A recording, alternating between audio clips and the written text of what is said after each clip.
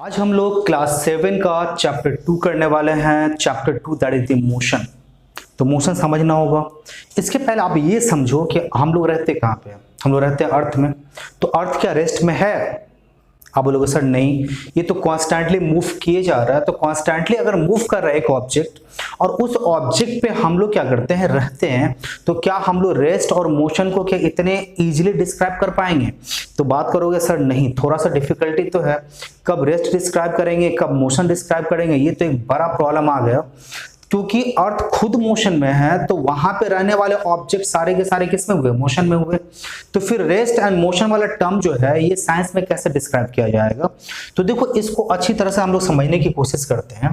तो पहला समझते हैं क्या रेस्ट, और दूसरा फिर समझते हैं मोशन। तो देखो, मोशन और रेस्ट को जो आप डिस्क्राइब करेंगे, अर्थ देखो खुद मोशन में होने के कारण यहाँ पे करीब करीब जितने भी ऑब्जेक्ट है सबके सब मोशन में है। तो फिर रेस्ट और मोशन को डिफाइन करने के लिए हमको एक रिफरेंस फ्रेम लेना है। क्या लेना है? Reference frame. Reference frame. देखो, रेफरेंस फ्रेम का मतलब क्या होता है?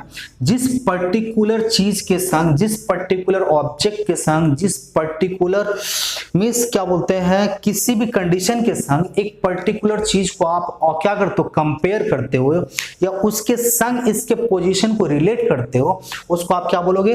Reference frame. तो अगर एक ऑब्जेक्ट, पहले मैं समझा दूं फिर लिखता हूं, अगर एक ऑब्जेक्ट किसी भी फिक्स्ड रेफरेंस फ्रेम के कंपैरिजन में या अपने फिक्स्ड सराउंडिंग के कंपैरिजन में अपना पोजीशन अगर with respect to time change नहीं करता, तो फिर इस ऑब्जेक्ट को आप क्या बोलोगे? रेस्ट में। फिर से समझिए, अगर एक ऑब्जेक्ट एक फिक्स्ड ऑब्जेक्ट के कंपैरिजन में अपने सराउंडिंग के किसी फिक्स्ड ऑब्जेक्ट के कंपैरिजन में फिक्स्ड ऑब्जेक्ट के रेफरेंस में अपना पोजीशन नहीं चेंज करता है with time, then it is said to be in rest. और अगर अपना पोजीशन चेंज किया तो फिर इसको आप क्या बोलेंगे? मोशन। तो चलिए पहले डेफिनेशन आपको लिखते हैं। डेफिनेशन के पहले आप चैनल को सब्सक्राइब जरूर कर लेना ताकि आपको वीडियो लगातार मिलता रहे। आप चैनल पे डायरेक्टली जाके ढेर सारा वीडियो देख पाए, और वीडियो को लाइक जरूर कर लेना। तो चैनल सब्सक्राइब करना मत भूलना आप। चलिए जरा सा रेस्ट पे आप क्या करते हैं, स्टार्ट करते हैं। रेस्ट किसको बोलते हैं? An object is said to be, definition में लिख दूं, an object is said to be in rest if it does not changes its position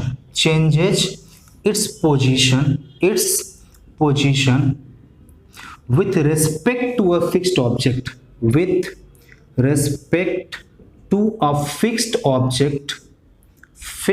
object, surrounding it.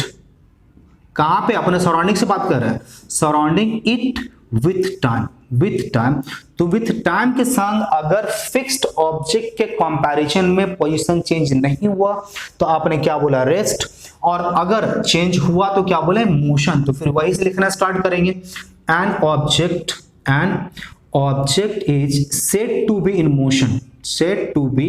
In motion if it changes its position, क्या बोलते हैं आप? its position with respect to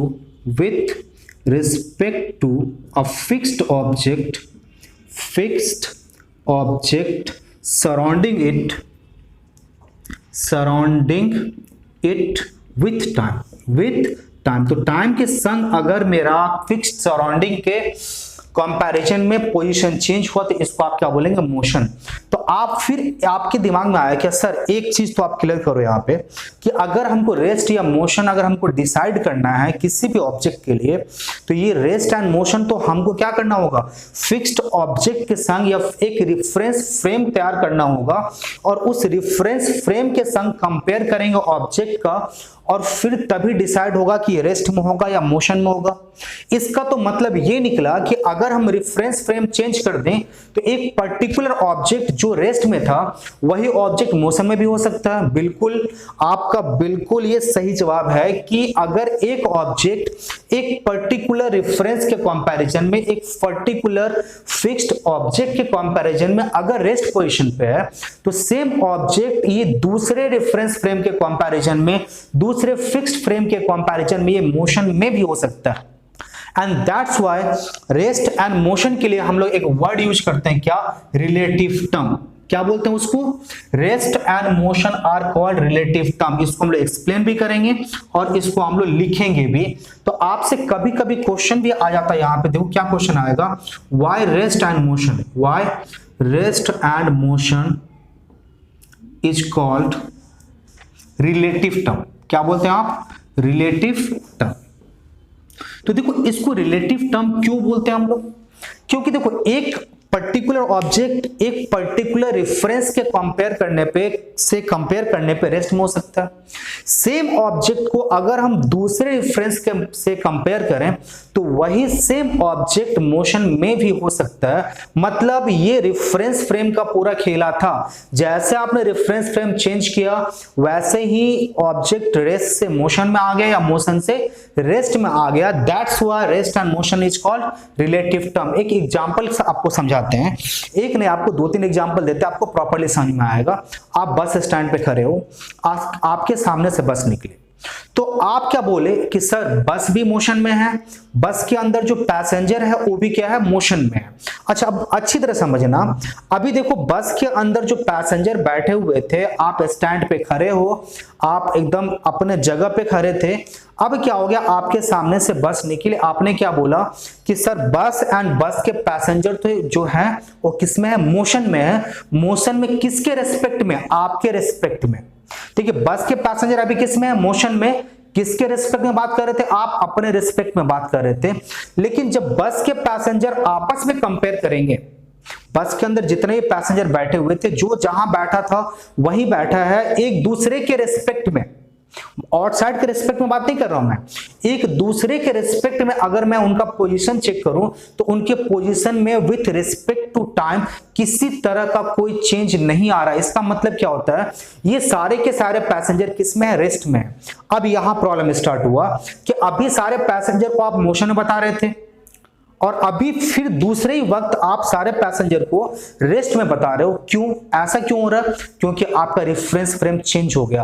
पहली बार जो passenger के rest और motion को describe कर रहे थे, वहां रेफरेंस फ्रेम कौन था? आप थे। स्टैंड पे जो आदमी खड़ा था वो था। तो उसके संग जब कंपेयर करें तो सारे के सारे मोशन में थे। लेकिन जैसे ही आप क्या हो गया, एक दूसरे के संग बस में जो पैसेंजर बैठे थे उसके संग कंपेयर करा तो ये किस में आ गए? रेस्ट में आ गए। तो सेम पर्सन को आप रेस्ट में भी डिस्क्राइब कर रहे हैं, सेम पर्सन को आप मोशन में भी डिस्क्राइब कर रहे हैं। जैसे एक एग्जांपल और लो, आप बाइक पे बैठ के चले जा रहे हो, तो आप जब बाइक पे बैठ के जा रहे हो तो देखो जरा सा किस में हो? मोशन में हो। बाहर से जो पर्सन आपको देख रहा है, मींस आउटसाइड पैसेंजर्स के लिए या बाहर की बिल्डिंग, पोल या किसी भी चीज के संग अगर आप कंपेयर करो फिक्स्ड ऑब्जेक्ट के संग, तो आप भी मोशन में हो, बाइक भी मोशन में है। लेकिन अगर आपका कंपेयर बाइक से किया जाए तो बाइक के रिस्पेक्ट में आपके पोजीशन में किसी तरह का कोई चेंज आया? आप बोलोगे नहीं सर। तो विथ रिस्पेक्ट टू बाइक जब आपको कंपेयर किया गया तो आप किस में पाए गए? रेस्ट में। लेकिन यही आपका जब कंपैरिजन बाहर के ऑब्जेक्ट, किसी पोल से, स्टैंड पे खड़े किसी आदमी से, किसी दूसरे व्हीकल से जब कंपेयर किया गया तो आप किस में पाए गए? आप मोशन में पाए गए। तो सेम चीजें रेस्ट में भी थी, सेम चीजें मोशन में भी थी। तो दोनों तो एक ही ऑब्जेक्ट तो दो कंडीशन में नहीं हो सकता, लेकिन दो कंडीशन में ये पाया गया। क्यों? Due to change in reference frame. तो that's why rest and motion is called relative term. और इसको अगर मैं लिख के दूं, एन ऑब्जेक्ट, मैं इसको लिख के, तो आप लिखेंगे कैसे इस आंसर को? एन ऑब्जेक्ट क्या लिखोगे? An object can be in rest, can be in rest with respect to a reference frame and same object can be in motion with respect to, वही बात बता रहे हैं आप, with respect to another reference frame, another reference frame, that's why rest and motion is called, that's why rest and motion are called relative term। आपको इतना ही, और example अगर आपको देना हो तो एग्जांपल इतना सारा आपको डिस्क्राइब कर रहे हैं, तो ये आपके पास क्या हो गया, रेस्ट एंड मोशन को रिलेटिव टर्म क्यों बोलते हैं। अच्छा, अब आते हैं क्या टाइप्स ऑफ मोशन पे। तो अभी हम लोग समझेंगे क्या मोशन की कितने टाइप्स हैं। देखो टाइप्स ऑफ मोशन में जो देखो ढेर सारे टाइप्स हैं, तो हमने लिखा नहीं यहाँ पे। अब एक एक करके हम लोग क्या करते हैं, टाइप्स लिखते जाते हैं, एक एक करके एक्सप्लेन करते जाते हैं। पहला जो हमको पढ़ना है दैट इज ट्रांसलेटरी मोशन। अब देखो ट्रांसलेटरी मोशन किसको बोलते हैं, अगर किसी भी ऑब्जेक्ट का each and every part same distance travel करता है in same interval of time. आप क्या बोले, जैसे ये मार्कर है, मार्कर को हमने यहाँ क्या किया, यहाँ से मूव कराना स्टार्ट करा। अब देखो मार्कर का फ्रंट पोर्शन अगर 1 मीटर डिस्टेंस ट्रेवल करता है 1 सेकेंड के अंदर, तो इसका बैक पोर्शन भी क्या करेगा, 1 मीटर डिस्टेंस ही ट्रेवल करेगा। इसके मिडिल पोर्शन को अगर हम बात करें तो मिडिल पोर्शन भी 1 मीटर ही डिस्टेंस ट्रेवल करेगा। तो अगर किसी भी ऑब्जेक्ट का each and every part equal time के अंदर या सेम टाइम के अंदर सेम डिस्टेंस कवर करता है, तो ऐसे मोशन को आप क्या बोलोगे, ट्रांसलेटरी मोशन। तो ट्रांसलेटरी मोशन को आप डिफाइन कर दो, क्या लिखोगे, if each and every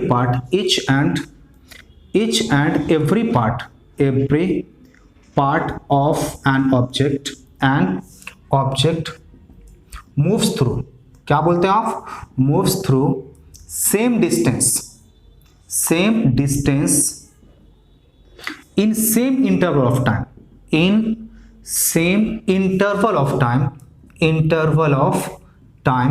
motion is said to be translatory motion। तो क्या लिखोगे आप, translatory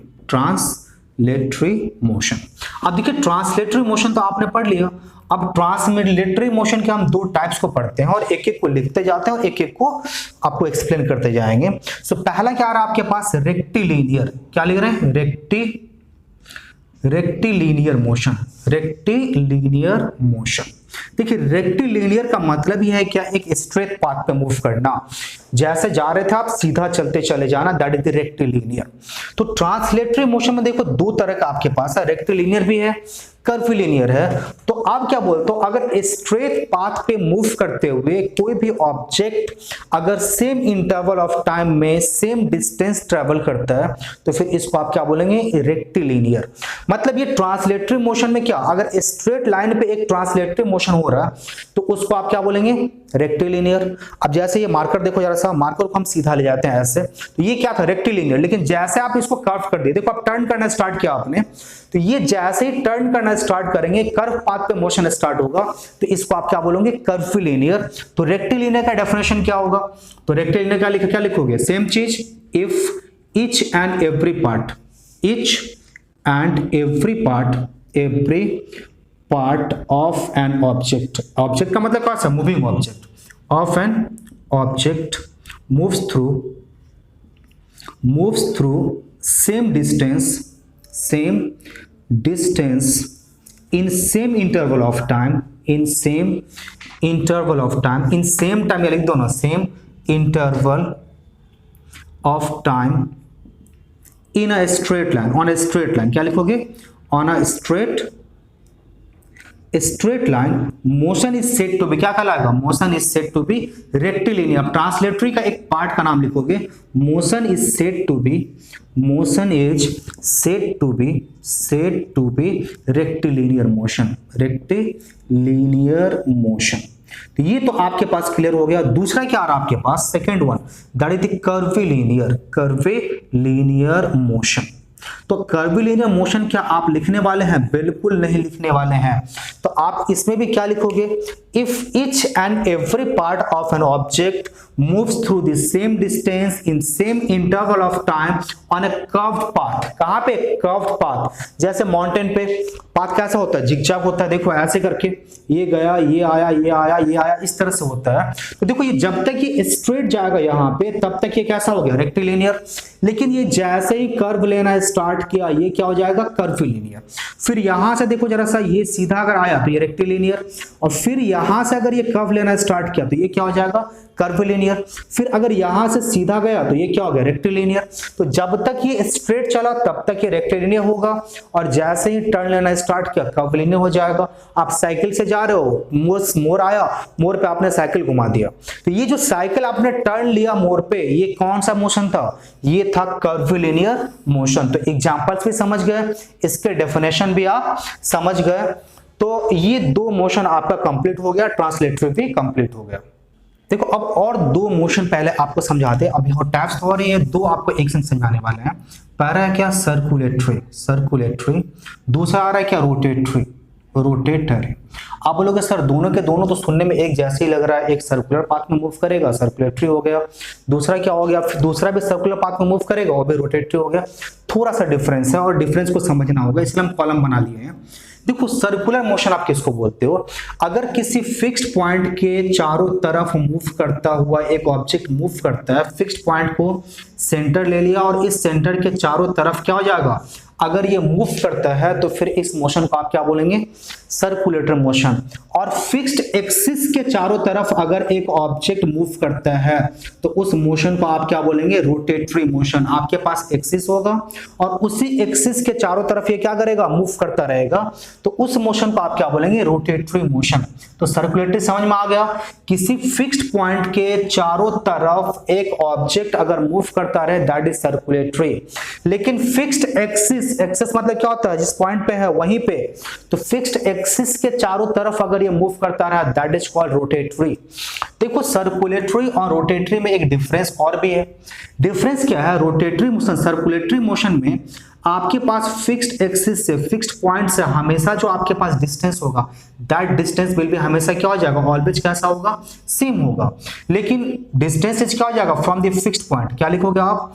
distance from the fixed point. Fixed distance from fixed point is always constant.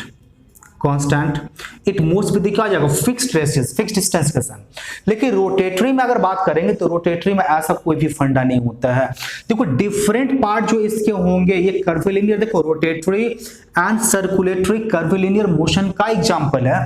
तो ये तो देखो परफेक्ट कर्विलिनियर मोशन का एग्जांपल है। क्यों? क्योंकि इसके each and every part same time के अंदर सेम डिस्टेंस ट्रेवल करते हैं। लेकिन इसका हर एक पार्ट का क्या मींस डिस्टेंस ट्रेवल्ड क्या सेम होगा? आप बोलोगे नहीं। इसका जो सेंटर से, इसका जो फिक्स्ड एक्सिस से जो डिस्टेंस होगा ईच एंड एवरी पार्ट का, distance of each and every part, क्या लिखोगे? Distance of each and every part from the center, every part from center is different। तो ये हमेशा कैसा रहेगा? डिफरेंट। तो ये आपके पास दोनों में देखो सुनने में कोई डिफरेंस नहीं लग रहा, देखने में भी कोई डिफरेंस नहीं लग रहा, लेकिन फिर भी थोड़ा सा डिफरेंस है जो आप इस तरह से समझना, और अगर डिफरेंस आता है तो आप इसी तरह से डिफरेंस लिखोगे। ठीक है। नेक्स्ट मोशन जो हम लोग करने वाले हैं that is the oscillatory motion. कैसा? Oscillatory motion. ऑसिलेटरी मोशन, देखो ऑसिलेटरी मोशन तो बड़ा मोशन है, इसको एक्सप्लेन करने के लिए लंबा चौड़ा एक क्लास चला जाएगा। बस आपको सिर्फ इंट्रोडक्शन में आते हैं। ऑसिलेट मतलब क्या होता है कि टू एंड फ्रो। जैसे एक सपोज करो मेरा मार्कर है, हमने मार्कर को यहां से यहां ले गए। देखो ये मार्कर अभी क्या होता है? एक पर्टिकुलर पोजीशन पे रेस्ट में खड़ा है, इसको बोलते हैं मीन पोजीशन। कोई भी ऑब्जेक्ट रेस्ट पोजीशन में, अपना नेचुरल पोजीशन में रेस्ट में जब जैसे होगा उसको आप क्या बताएंगे? Rest position, that is the mean position. अब हम इसको यहां से लेकर गए यहां तक, फिर लेकर आया, फिर गया और फिर लेकर आया, तो to and fro, that kind of motion is called to and fro motion. तो कोई भी ऑब्जेक्ट अगर टू एंड मोशन परफॉर्म करता है तो that motion is said to be oscillatory motion. आप लोग सर डेफिनेशन क्या सेम लिखूं? हाँ सेम लिखते हैं।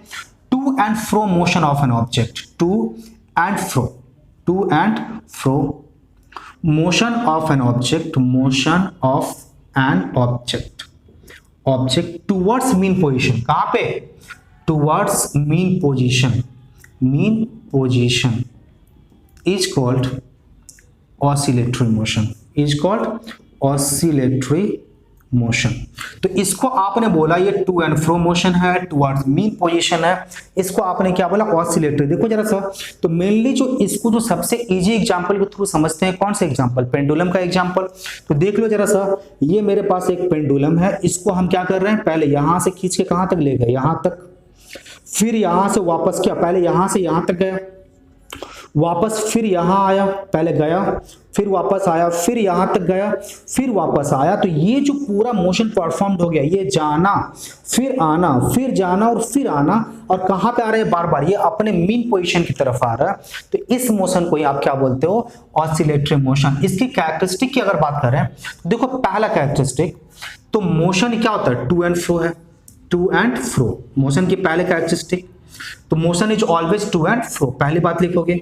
दूसरी बात अगर आपसे बोलता है क्या, motion is towards mean position, motion is towards mean position मतलब क्या, अपने सेंटर की तरफ मूव करता है, ये भी इस मोशन की सबसे बड़ी खासियत है। एंड थर्ड पॉइंट की अगर बात करो तो ये देखो, मोशन जब तक परफॉर्म करता रहेगा, टाइम पीरियड कैसा रहेगा, कांस्टेंट रहेगा, टाइम पीरियड इज क्या जाएगा, टाइम पीरियड इज कांस्टेंट, इसका टाइम पीरियड बिल्कुल चेंज नहीं, हर एक बार एक फिक्स टाइम के बाद ये अपने आप को रिपीट करता रहेगा। तो ये आपने पढ़ लिया किसके बारे में, ऑसिलेटरी मोशन के बारे में। और इसके संग ही हम लोग एक और मोशन पढ़ने वाले हैं, that is the periodic motion. कौन सा मोशन, पीरियोडिक मोशन। इसको हम इरेज करते हैं थोड़ा सा, पीरियोडिक मोशन। देखो जरा सा, आपको डेफिनेशन लिख देते हैं, थोड़ा सा एक्सप्लेन कर देते हैं, बताते हैं पीरियोडिक मोशन। देखो पीरियोडिक मोशन आप किसको बोलते हो, तो पीरियोडिक मोशन क्या है, ऐसा कोई भी मोशन जो फिक्स्ड इंटरवल के बाद अपने आप को रिपीट करे, इस मोशन को आप क्या बोलते हो, मींस पीरियोडिक मोशन। जैसे आप आज 11 बजे स्कूल आए, फिर कल 11 बजे आए, परसों फिर 11 बजे आए, 3:30 बजे छुट्टी हो गई, या 4 बजे आपकी छुट्टी हो गई, या 5 बजे। तो ये जो देखो फिक्स टाइम के आपके पास क्या होता है, रोज एक इंटरवल पे क्या हो रहा है, आप उस प्रोसेस को मींस रिपीट किए जा रहे हो। डे नाइट का होना, सीजन का चेंज होना, तो एक फिक्स इंटरवल के बाद पता है कि अभी रेनी सीजन है, इसके बाद क्या आ जाएगा, फिर विंटर आना है, समर आना है। तो ये फिक्स्ड इंटरवल के बाद एक टाइम स्लॉट दिया गया है और फिक्स टाइम के बाद ये रिपीट होता रहेगा। तो ऐसा कोई भी मोशन जो फिक्स टाइम के बाद रिपीट हो, उसको आप क्या बोलेंगे, पीरियोडिक मोशन। तो क्या लिखेंगे, मोशन दैट रिपीट इटसेल्फ, क्या लिखोगे, motion that repeat itself after a regular interval of time,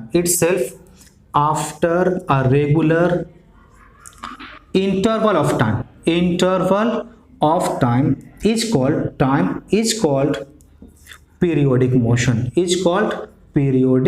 motion। तो पीरियोडिक मोशन में देखो जरा सा, आपने घड़ी ले लिया, घड़ी में आपका सपोज करो सेकंड का डेल किस पे है, 12 पे है। आफ्टर 60 सेकंड ये फिर से घूम के कहां पे आएगा, ये 12 पे आएगा। तो आपको पता है कि 60 सेकंड के बाद एग्जैक्टली हमको सेम पोजीशन पे आना है, ये अपने आप को क्या करेगा, रिपीट करेगा। तो उसको आपने क्या बोला, पीरियोडिक। तो पीरियोडिक का एग्जांपल समझ में आ गया होगा आपको। अब एक क्वेश्चन यहां से इन दोनों को मिलाकर आता है क्या, आप जितने भी आप बात करोगे इन दोनों को मिला के क्वेश्चन आया क्या, all oscillatory motion are periodic. Question आपको मिल देता हूं, ऑल ऑसिलेटरी मोशन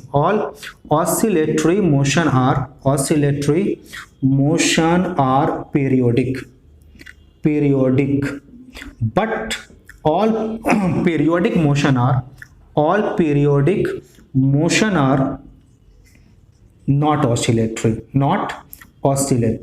तो मतलब सारे पीरियोडिक तो क्या होते हैं, मींस ऑसिलेटरी जो है वो तो पीरियोडिक है, लेकिन सारे पीरियोडिक मोशन ऑसिलेटरी नहीं है। क्यों, देखो पीरियोडिक मोशन के लिए आपने क्या बोला था, जो टाइम पीरियड है कैसा है, टाइम पीरियड जो है वो कैसा है, फिक्स्ड है।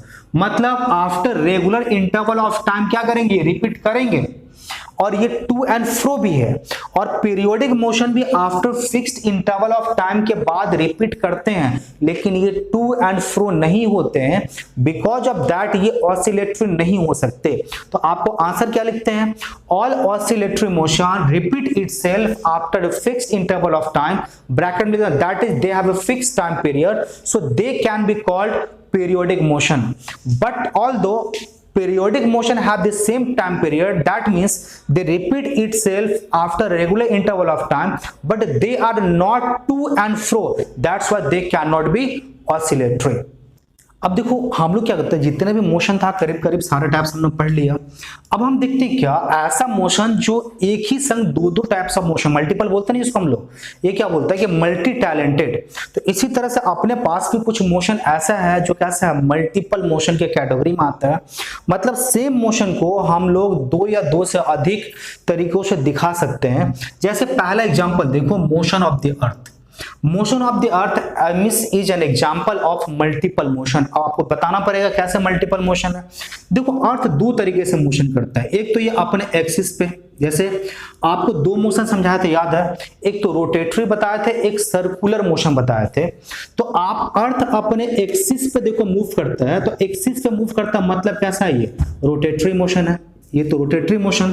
Circular motion, rotatory and circulatory में अगर आपको फर्क पर सर्कुलर मोशन बोलना, तो ये रोटेटरी मोशन परफॉर्म करता है, लेकिन संग ही संग ये क्या करता है, सन के चारों तरफ ये क्या करता है, लगातार मूव करते रहता है। मतलब कैसा हो गया, ये रिवोल्यूशनरी मोशन हो गया। मतलब क्या हो गया, ये कर्वीलिनियर मोशन बोल सकते हो इसको आप, या ट्रांसलेटरी मोशन भी बोल सकते हो, कर्वीलिनियर ट्रांसलेटरी बोल सकते हो इसको, या इसको आप सर्कुलर मोशन बोल सकते हो। तो रोटेटरी भी सर्कुलेटरी दोनों काइंड ऑफ मोशन ये क्या कर रहा है, परफॉर्म कर रहा है। दूसरा आ रहा है क्या, water drawing from a well. आप अगर कुआं से पानी निकालते हो तो क्या करते हो, पुली लेते हो, पुली पे आप क्या करते हो, रोप डालते हो, रोप पे एक तरफ से आप क्या करते हो, खींचना स्टार्ट करते हो हाथ से, और दूसरे तरफ क्या करते हो, आप बकेट लगा लेते हो। ठीक है, ये तो सब कुछ ठीक है, लेकिन जब आप रस्सी खींच रहे होते हो कहां पे, पुली के ऊपर, तो पुली क्या होता है, मूव करता रहता है। बिकॉज ऑफ दैट ये कैसा मोशन परफॉर्म किया, ये तो क्या हो गया, सर्कुलेटरी मोशन परफॉर्म किया, ये सर्कुलर पाथ पे मूव कर रहा है। लेकिन संग संग देखो ये आपका बकेट जो है स्ट्रेट सीधा एकदम चलता चला जाता है, तो ये किस तरह का मोशन परफॉर्म किया, ये लीनियर मोशन परफॉर्म किया। कैसा, आप इसको रेक्टिलिनियर मोशन भी बोल सकते हो।